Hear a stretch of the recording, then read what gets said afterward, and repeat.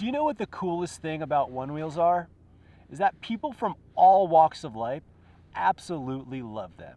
And that is why I'm here today at High Sierra Fly-In, and word on the street is that pilots here absolutely love Onewheels.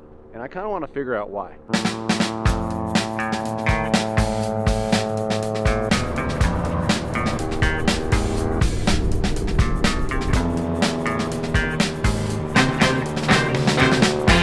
What do you got going on here? So this is the Highlander, Okay. affectionately known as the Moose Knuckle. I have to call out, you have a Onewheel. I do have a Onewheel. I got a question for you. Yeah. Why do pilots like Onewheels so much? Let me show you. So this is my GT. She's been a very faithful Onewheel. And I'll show you how this works. So when we're going cross country, we throw her up on the wing, a couple bungee cords, you can get into town with our built-in transportation. How'd you get into Onewheel? I gotta throw Trent Palmer under the bus. He got me hooked.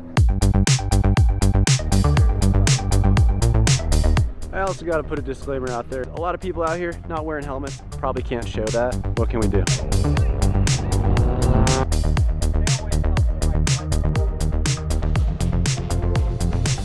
I am here with Austin. Tell me, why do pilots love Onewheel so much? Best thing for pilots about a Onewheel is they're portable, they're light, you can go 30 miles. Imagine breaking down in the desert. I mean, you can make it to a gas station, or you can land in an airport, go to lunch, go to a hotel. How did you get into Onewheeling? It's all Trent Palmer, honestly. Hal, how did you get into Onewheeling? Well, I had a electric unicycle that I just couldn't quite master, so I rode the Onewheels and they were a lot easier. How did you get into Onewheeling? I saw Trent Palmer had one strapped to his wing, and I've got a Kit Fox, so it made sense to be able to have something to strap on my wings. A Trent setter. Yep. You're in the aviation industry.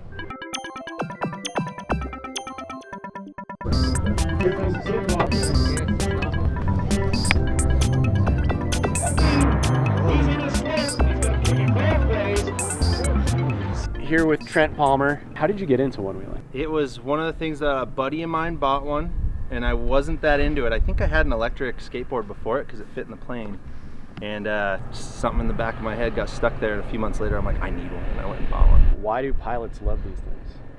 Well, one, they're super fun, but from a practical standpoint, I mount them out on my wing strut, and what that means is I don't take up any of my baggage space. So it's out there, out of my way. It's under my center of gravity, so it doesn't affect how the airplane flies. It's not like, you know, making my tail too heavy or anything like that. And then also with it being out there, you don't have to like unload your whole baggage area when you land somewhere. You can just run, jump, pull that out first thing without even getting into the baggage and be off to the races. Could you give me just like a quick rundown of what's going down here at High Sierra? I think it started as a small camp out that a few guys would do every fall at a lake bed south of here. It was on BLM land. And then every year it just started growing and growing and growing. And I think one time around the campfire, someone was talking about how their plane's faster than the other guy. And they're like, okay, well, it's a drag race. Well, no, it can't just be a drag race because my plane takes off and lands shorter than yours. So they came up with the idea for STOL drags, which combines short takeoff and landing and racing. And so now this event, which has grown to be the largest backcountry fly-in in the world, also is centered around the STOL drags, which is really the only place in the world that you're going to be able to be this close to head-to-head airplane racing like that.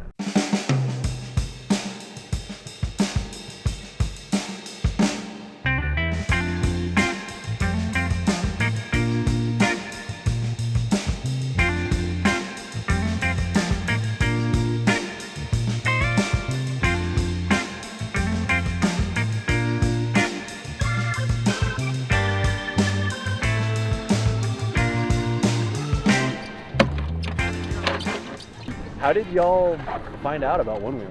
Oh man, so I didn't even know they existed. We came here 2 years ago to the High Sierra, and everybody's ripping around on a Onewheel, you know. And so some guy rode by our camp. I'm like, hey dude, let me try that, would you? He's like, yeah. So I jumped on it and rode it. I'm like, how much is it gonna cost me to buy this from you? He's like, it ain't for sale, but I got a buddy down the way. He'll probably sell you one of his. I'm like, yeah, let's go down there. I think my first introduction to the Onewheel scene, I saw a guy riding a V1 around before anybody knew about him. The idea is like, once you land at an airport, you got to get somewhere, right? If you don't have a car or anything, you just kind of throw it in your back seat and then give it a rip, right? What swung the meter the other direction was, you see it, it's kind of a cool board sport. And then Trent Palmer, right? Yep. You see him loaded up on his wing. It's like, that's the answer, right? It doesn't even take up any room in the airplane anymore. Oh, you got a one wheel? I've had a one wheel for years, yeah. How'd you get into it? Trent bought one and went, hey, you gotta get one of these things. And so I did. Dang. And I'm not the most sporty person ever. I went out to the airport like 3 hours a night and learned how to ride that thing for like a month. Yeah. How long have you been riding, Brian? About 3 or 4 years. What inspired you to get a one wheel? Well, we go a lot of places in our little backcountry airplanes, and there's often a long walk to where you need to be to get to, you know, shower or food or whatever, and these fit in the airplane nicely. So that was kind of the selling point.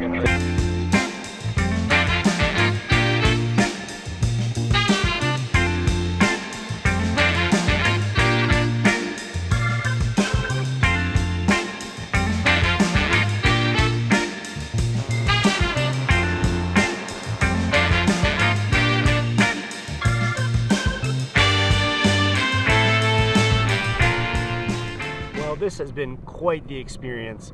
So many one-wheelers here, and I think the takeaway is that one-wheels are an extremely practical item for pilots because they can fit them in their planes.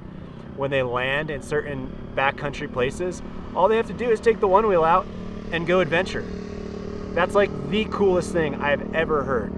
And quite honestly, I kind of wish I had an airplane so I could put my one-wheel on it. Peace out, everybody.